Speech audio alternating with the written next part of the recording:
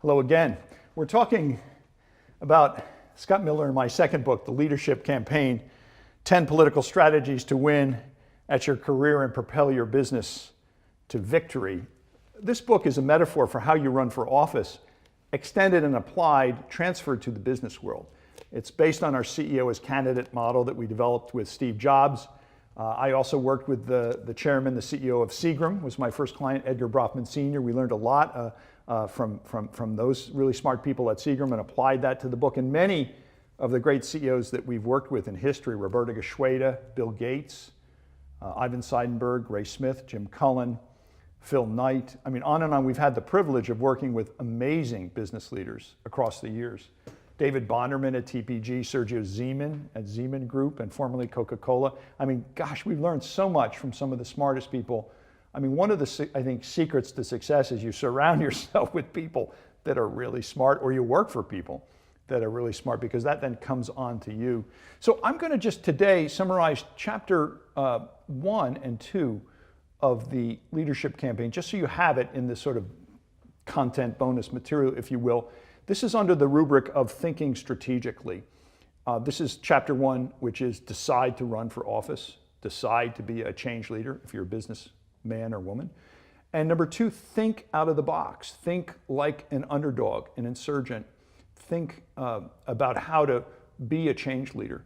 The book really divides into business leaders and change leaders. This was a metaphor that Jobs in some ways helped us develop and taught us back in the 80s when he was giving us the word insurgent. That was his description of what we were talking about. We hadn't even thought of the word, so thank you, Steve Jobs. Business leaders are focused on getting bigger. They're incumbents. They play defense. They focus backwards. Change leaders are focused forward. They by default, they go on the attack. They play offense. They love change. They even love leading change. They love changing the game, disrupting the rules. You'll notice these are the people that are winning elections today, and the people that are creating and managing great companies. Jeff Bezos, change leader. Elon Musk, change leader. Mark Zuckerberg, change leader. Sometimes these change leaders are not perfect. Sometimes their companies face challenges. Tim Cook, change leader. They face all kinds of challenges, but they keep fighting, and they keep, the best of them keep changing. They have to. That's the only way you continue to succeed today. So there's incumbents here, insurgents here, they're business leaders here, they're change leaders here. Your whole approach, this is what the book talks about and teaches. You've got to be a change leader. You've got to go on the attack. You've got to take a campaign approach. You've got to focus on consumer or voter, if you're a politician, perceptions. You've got to think outside of the box. We understand in our next book how magicians think. You've got to think outside the box. As Peter Drucker once said, all business comes down to 2 things, innovation and marketing. These change leaders think out of the box when it comes to innovation, when it comes to marketing. You've got to do that. You've got to play offense. You've got to go on the attack, play more offense. When in doubt, play more offense. It's really a run through and a framework, the book. We start with the concept of destination planning.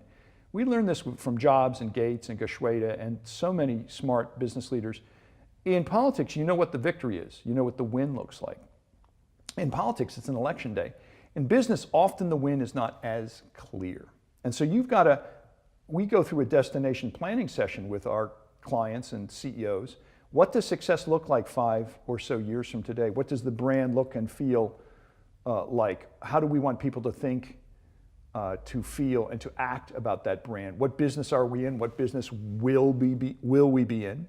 What does success look like financially, branding terms, marketing terms, symbolically? What does success look like? Because the truth is, unless you don't imagine this, write it down. If you don't imagine and write this down, you're not going to succeed, the research shows. It's then something just, gooey and out there, undefined. So defining what the win looks like, destination planning, is a key element of this. Then we map the battlefield. We look at what the competitive frame looks like.